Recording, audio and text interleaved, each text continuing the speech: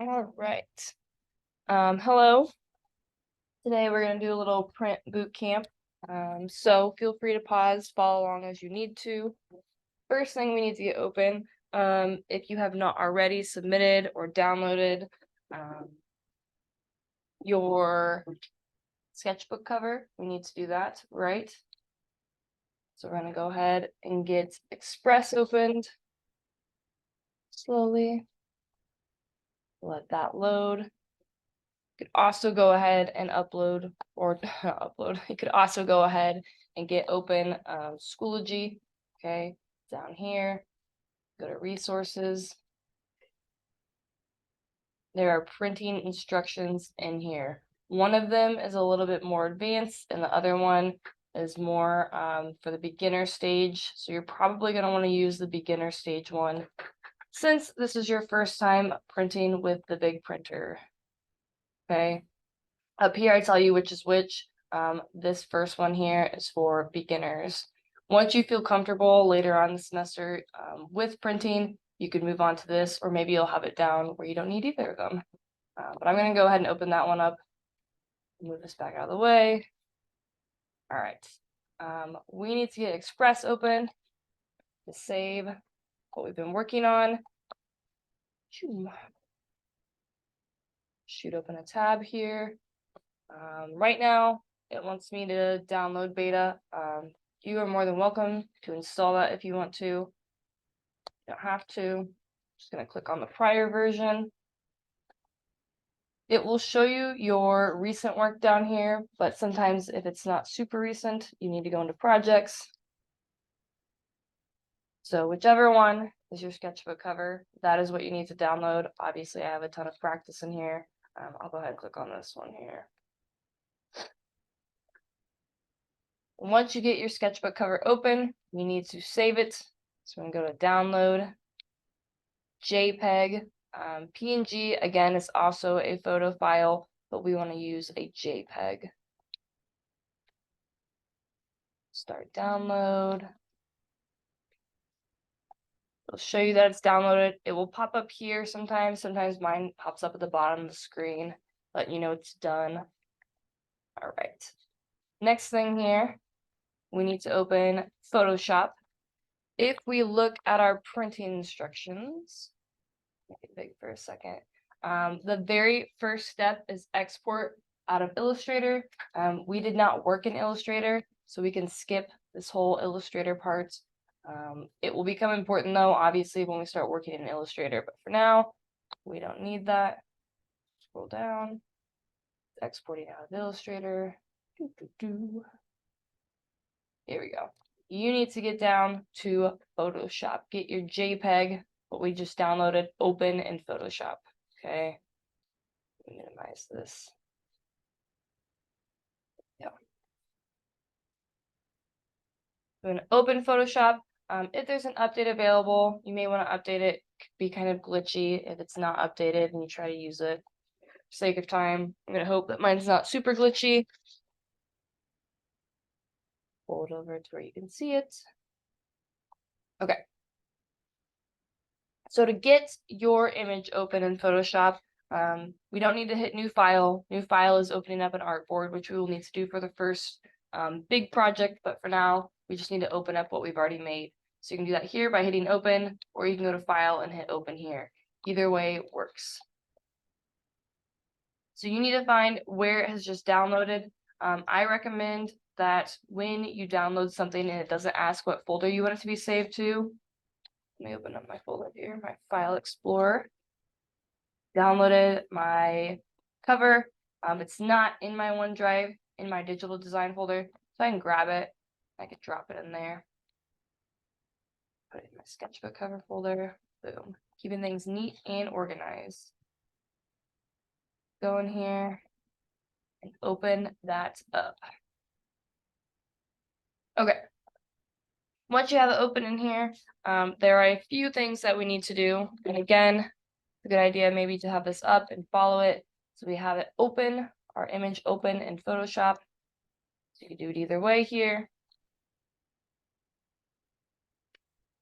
We need to apply any final cropping I will show you. You can uncheck snap if you feel like your crop is not going where you want it to go. So crop is this little tool over here on the far left on your toolbar. This one. Need to unlock this. Sometimes this is automatically locked, and it won't let you do anything. So make sure you unlock that before you get going here. There we go. Crop it. So if I needed to get rid of any extra stuff on the edge here, I could do that. I can hit check or enter on my keyboard to kind of finalize that crop. If you're having a hard time cropping, zooming in can be helpful to get those little details. If you have just like a tiny piece of white on the edge of your artboard, it's good to zoom in and make those small movements. Zooming in is Control plus, zooming out is Control minus, and Control 0 kind of gets you back down to that where you can see the entire screen there. Okay. Also, if you feel like you are struggling to get the crop where you want it, Illustrator and Photoshop try to help you out and line things up the way that it thinks you want it, which is nice sometimes, but sometimes it's not so nice. For cropping, can be a little bit frustrating. So we can turn that off by going up into View. Your snap might be checked, okay? That just means that it's snapping in to the place that it thinks you want it to snap in. So if you're frustrated, uncheck that. I'll show you what it looks like checked here.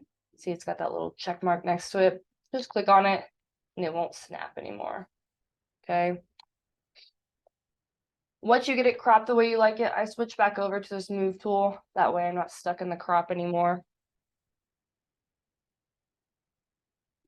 All right, let's keep moving here. So we need to change the color. Remember, we work on the screen as RGB. We need to move over to print to CMYK. I tell you how to do that on those instructions there. We're going to go up to image, mode. Whoops. There we go. So right now it's on RGB. I want to make it CMYK. Move this over. I'm just going to ask you if you want to merge or flatten or something of this nature. It is okay. Whatever it says here, just give it permission to do what it needs to do because we want it to be converted to CMYK. So you want to hit OK. It might ask you one more question. Hit OK again. And you can see now over here, it says the mode is on CMYK. All right. Next thing, just did that. Scroll down. We need to resize our image so that way it fits on the paper we're going to print it on. So we need to go to image again. And then image size. Click on that. What you need to put here depends on the size of paper we are printing on. We made our sketchbook covers 8.5 by 11 for this first demo. I know there are other classes printed in here. Make sure you double check with your teacher to see what size you are printing on. For this demo, I'm working on 8.5 by 11. All right. This little symbol here means that the height and width are locked, which is exactly what we want. If I unlock it, my image is going to get distorted, warped, and it's going to look weird. So you just want to have it locked and only change one at a time. So if we're printing on 8.5 by 11, 11 is my longest side, right? So I'm going to take the longest side that I already have on here and put in 11. So you can see that Photoshop puts in an automatic width for you, so that way this doesn't get warped. This number is over 8.5, correct? Right? 8.6 is greater than 8.5. So this is going to print bigger than the paper we're printing on, which we don't want, because then it will cut some of this off and we will lose some of our image. So I'm going to go ahead and change this one instead to 8.5. So the height now is not perfectly 11. It's pretty close, which is okay, as long as it's not going to go off of that paper edge when we print it. Okay, we want to see the whole entire thing. Sometimes I like to have a white border around the edge of it. If you're someone who likes to have a white border, and I know it says this on the printing instructions, I do one less than whatever side is the longest here, or the shortest. Let me show you on here. Height and width are linked. So on here, I'm telling you to take it down 1 inch smaller than whatever edge you are working with. So for my 8.5, I can make it 7.5 to have that border. Change that here. And I would have a white border all the way around. If you don't really want a border, I suggest just keeping it the paper size. Other thing we need to change here is our resolution. We want it to be 360, just very high quality. Everything else here is okay. You don't need to uncheck this. You don't need to touch this. We want it to be in inches, and we want this to be in pixels per inch because we're working in inches. So get the height and width set in. Don't unlock it. Make sure it's locked here. This is what it looks like if it's unlocked. Shoot. And then make sure your resolution is 360. When you have your height and width in and the resolution set, you hit OK. It's gonna load here for just a second, and it's gonna resize on the screen. Don't worry too much about that, okay? We're gonna keep working through our printing instructions here. We just resized it. So now that we have the cropping done, the image size, and the color changed, now we can open up those print settings. You can hit File, and I'll show you here in a second, and then go down to Print, or you can hit Control P, which is the shortcut to print. Either one works. I'm gonna go to File, Print, give it a second to load. Please don't ever just like click over and over and over again on your screen if something's not loading. The program's slow. There's a bunch of people trying to do a bunch of different things in here. The internet in here is also not great. So just give the software like a second to catch up to what it's trying to do.